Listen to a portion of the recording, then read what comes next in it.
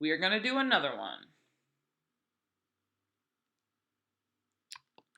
But this time we're going to write it all out.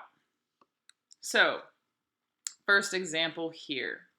An engineer designed a valve that will regulate water pressure on an automobile engine. The engineer designed the valve such that it would produce a mean pressure of 5.6 pounds per square inch. So I'm going to go ahead and highlight that because look at this wording here. The engineer designed the valve such that it would produce a mean pressure of 5.6 pounds per square inch. So again, when they're saying it was designed to do this, then that's your key word or the signal that's going to be your null hypothesis. So let's go ahead and write that down actually while we're here. H naught, my null is mu is going to be equal to 5.6. Then we got to find our alternative. It is believed that the valve performs above specifications, above the specifications. So we can build our alternative from that. Mu, and when we have above, that means greater than, right?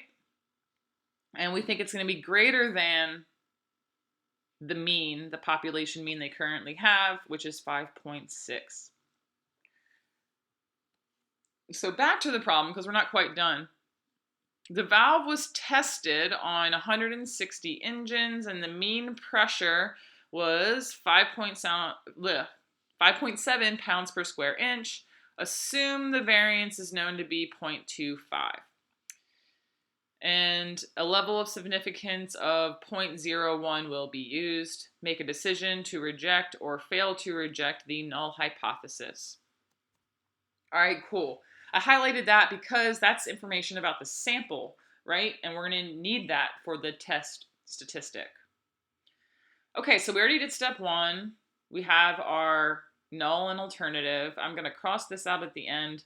Last semester, I didn't separate. I put step two in step one, but that's not how the book does it. So I'm just going to go with the book, because that's probably what Hawkes is going to do, and I don't want to throw it off too much, right? So we got the hypotheses. Step two is specify the significance level, which they give us, which is 0.01, which basically means that our tail area is going to be about 1% of the area under the curve.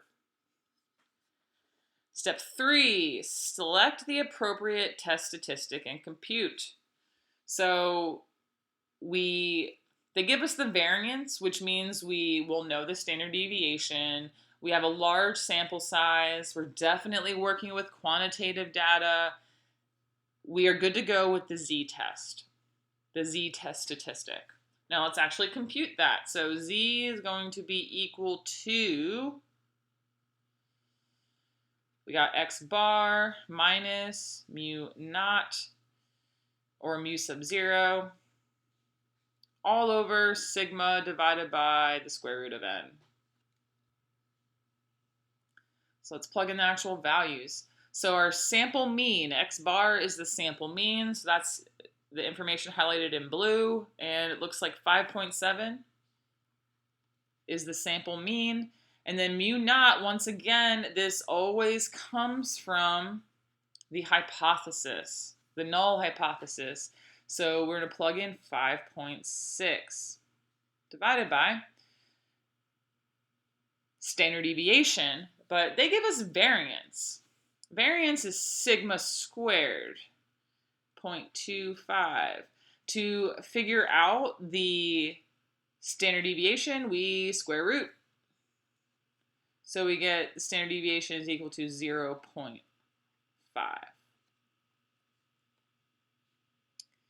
So I'm going to plug in 0.5 divided by the square root of the sample size, which is 160. All right, and we're going to plug this in and figure out our test statistic.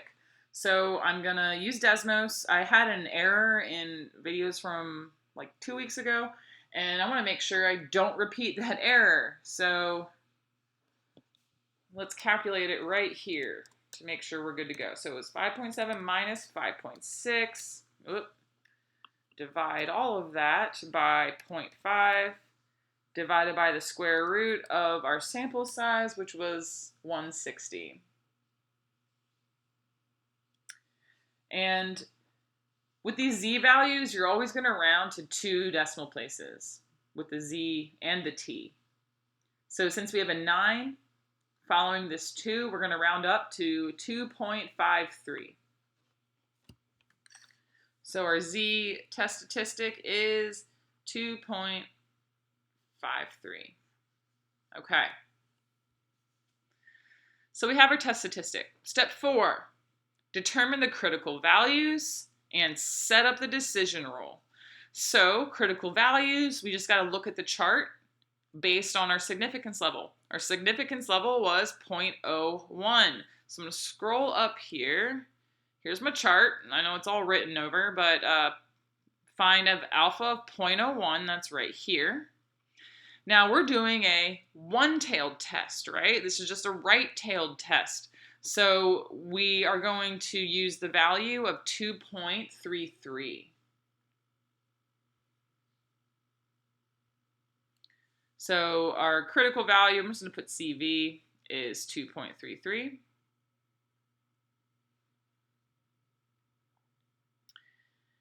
And let's write our decision rule. So the decision rule, it tells us when we reject.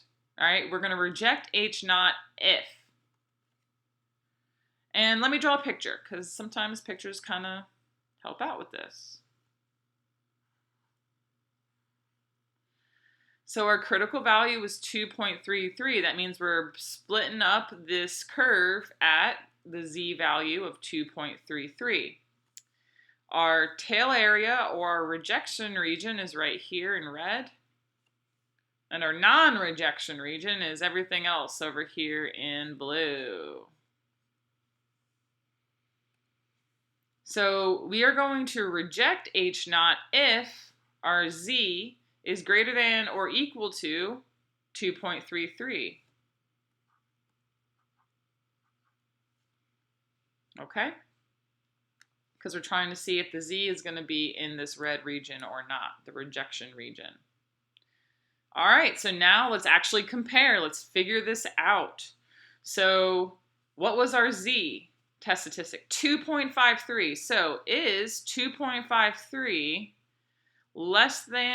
greater than or equal to 2.33? Yeah, it is, right? Definitely. 2.53 is bigger than 2.33. So once again, that means that our 2.53 is living over here. It is in the rejection region. Since it's in the rejection region, that means we reject H naught. But let's put this in terms of the problem. So let me not just say reject H naught.